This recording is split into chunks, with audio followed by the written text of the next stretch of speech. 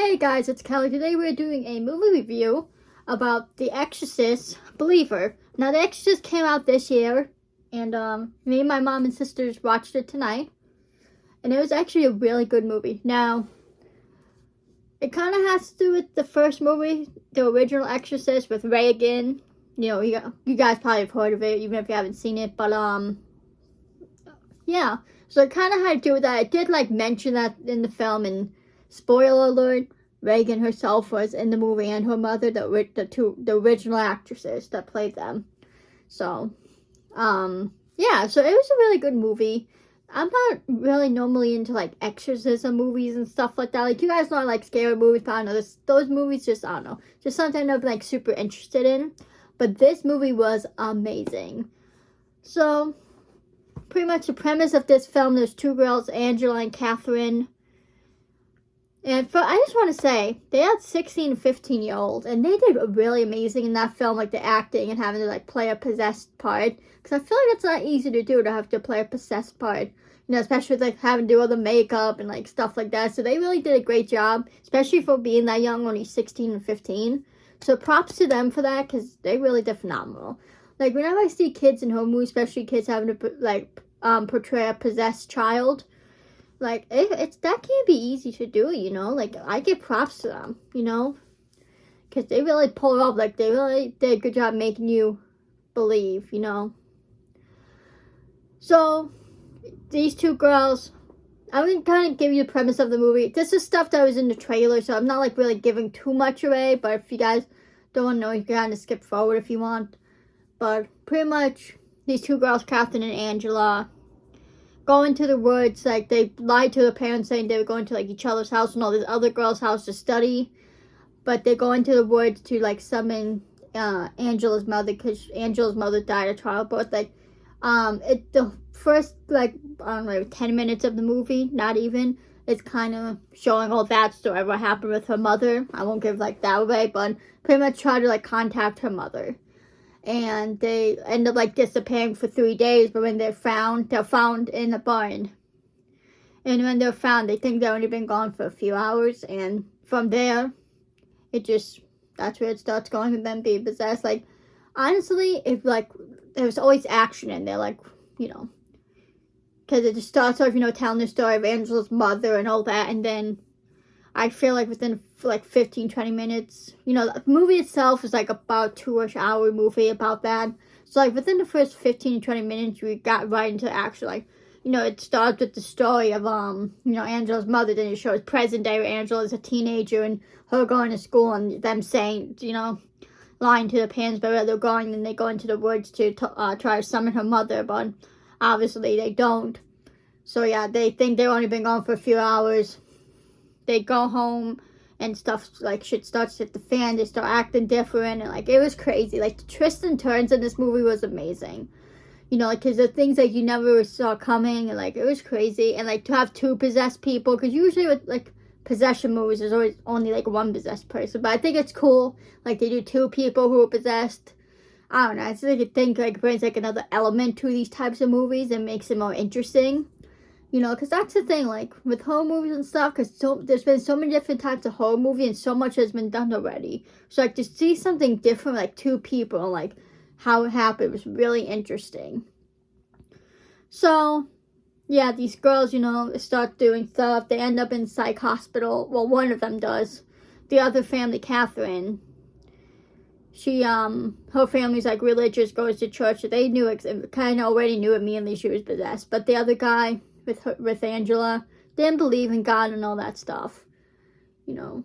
So, you know, he didn't believe at first, but then eventually they go back to his house, time to the possession. The stuff happening during that part was really amazing. The twists and turns happen, you never saw coming, or you did not expect, you know, because I feel that's really makes a good movie too, when there's twists in it you don't expect, because it brings you know, this excitement and oh my god, you know, just brings another level of interest to it. But so you do that, and I'm not gonna spoil any more of it, but it's crazy. And I think it's cool how they kind of talk about the first Exorcist, and like I said at the beginning, spoiler, that Regan, again, another spoiler, I'm going to say it again, how Regan and the mother in it, and they are the original actresses, Linda Blair, and I don't know the mother's name. It was just a really good movie. Also, some fun facts about the first Exorcist. The set of the Exorcist didn't burn down during like filming, but the only room that didn't burn down was Regan's room, and that's the room where they did the exorcism in the movie. If you don't know, that movie is based off the case of what was his name, Nolan. Can't remember his last name, but Nolan. You can look it up. Another fun fact: if you saw the movie, you remember the scene where Regan is possessed and throws her mother, obviously it wasn't her, but throws her mother against the wall. Well, apparently the actress kind of like lost her mind during that scene, and she actually threw the mother. She like for some reason got this like superhuman strength. Threw the mother against the wall, and the scream you hear in the movie is actually a scream of her getting hurt because she did injure her back. And also, apparently, what I heard too is that when Linda Blair, the actress that played Regan, watched the movie, she like kind of went crazy for a little while. I don't know all the details on that. That's what I heard. So there's some freaky stuff that happened surrounding the movie, but I give it 5 stars. Guys, go see it. Exorcist the Believer. It's a little bit freaky, like I said. To me, it's not super scary, but I don't really find a lot of things like super scary. But if you're not into like horror movies, then you might find a little bit more on the scary side.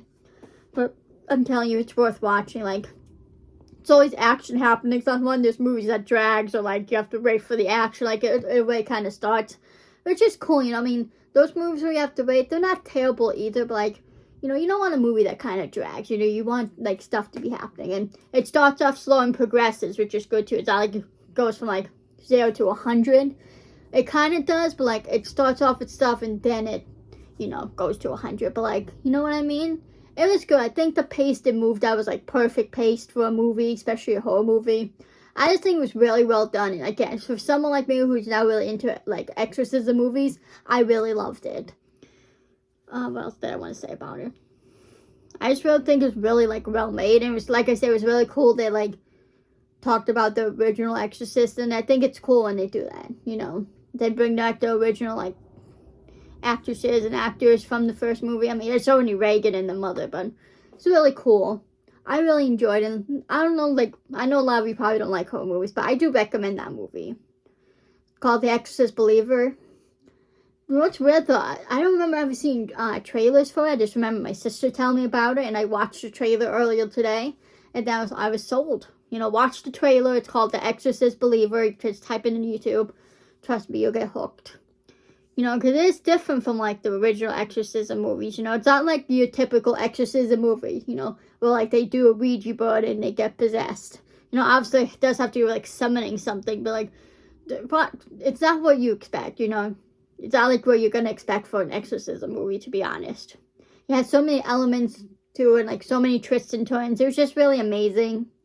I really loved it. So, you know, I think so far that's been one of my favorite movies so far. From like that I've watched this year. I've watched it a couple, honestly, because it was just so well made, and like, you know. And again, props to those 2 girls who played Angela and Catherine, 16 and 15 years old, man. They have that level of acting skills to pull that off, you know. Because, you know, you have to, like, when you're, like, playing a possessed part, like, you see in the movie, like, you have to, like, move a certain way, you know, move your head a certain way, like, talk a certain way, you know, have all that makeup and, not prosthetic, but, you know, done, contacts, you have to do a contact, so, like, they really did good with that, you know.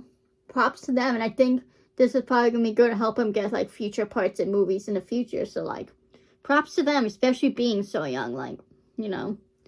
So, and I can't wait to watch behind the scenes. I'm going to look up behind the scenes, because I love behind the scenes, especially for horror movies, because, like, how much goes into them, you know, because it's not, like, typical movies, like, when levitating and, like, having things flung across the room. Like, I know a lot of the stuff is, like, wires and stuff, but it's just so cool to see, you know, especially seeing how they pull off the exorcisms and, like, the possession and stuff, you know. It's cool to watch, and especially, like, if, like, movies occur, so, like, paranormal stuff happens, because you can probably go and look at up any paranormal movie, and probably some weird stuff happens. You know, especially like with movies to do with demonic stuff. Yeah, you know. Because you know, you're talking about like you're having stuff to do with it. So of course it's gonna make that stuff come to you. So But like I said, I really enjoyed the movie. I just don't know what else to say except that it was amazing. 10 out of 10. I recommend it. If you guys have seen it already, let me know your thoughts in the comments. And if you do go see it, let me know again your thoughts in the comments of it. You know, I know horror movies aren't for everyone, but, you know, I still recommend you go watch them. Because, you know, why not? You know, everyone needs a little scare sometimes. And, I mean, I would say maybe watch it with someone, especially if you get scared easily. But, like, you know, if you're not someone who gets, like, super scared easily, then you probably get away with watching on your own. Maybe not watch it at night, you know, because it still was freaky, but not, like, super scary as you expect it to be, in my opinion. You know, like, you would expect a possession movie to be, like, super scary, I feel like. But I don't know if it's just me, because I don't get really scared by that stuff, so maybe to me it's not scary, but that's what I'm letting you guys know, like, I'd say like a 10 out of a scale of like 1 out of 10, like 1 being not scared at all, 10 being like the most horrifying thing. Honestly, if I was rating for like an average person, I'd rate maybe a 5 or 6.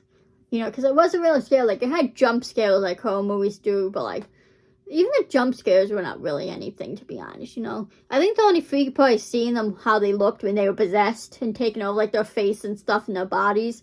But other than that, there wasn't really any like super scary about it. Like, you see, like pops up, like, demon faces, but it pops up for, like, a split second here and there, so it's like anything, like, you see anything super scary or anything super scary happens. So, you know, on the scary rating for this movie, I'd rate it maybe 4. Even, yeah, like a 4. So, I don't think it was super scary, but, I mean, everyone has like, different levels of scare, what they find scary, but personally, even for like I said, even for someone who does would get scared by horror movies, it's not really that scary. Jump scares, but like a little freaky, but not scary. So I do recommend you go to see it. I love you guys so much, though. I hope you enjoyed this review. I know my movie reviews are probably not the most like amazing videos in the world, because I don't like other people actually show clips of the movie, but I don't know how to do that. It's like you're giving a review of the movie, so like it's about my review, you know. Like, yeah, it's about the movie, too, but I feel like when you do a movie review, it's just, you're literally just giving your reviews. So I feel like stuff like having this stuff, just me talking to the camera is fine for a movie review. But I hope you guys enjoy. This video upload is going to be uploading tomorrow, Monday, even though I'm recording this Sunday night. But yeah, I love you guys so much. Follow me on my socials. Follow everyone in my description. Guys, please subscribe to me. Please like. And please comment. Also, there's a new Annabelle movie coming out next year. Annabelle, I don't know what it's called, but it's Annabelle 4. There's trailers for that out. It's not, I don't think it's like the official trailer, but yeah, so I'm excited for that. But I love you, Annabelle, so much, and I'll see you in the next video. Peace.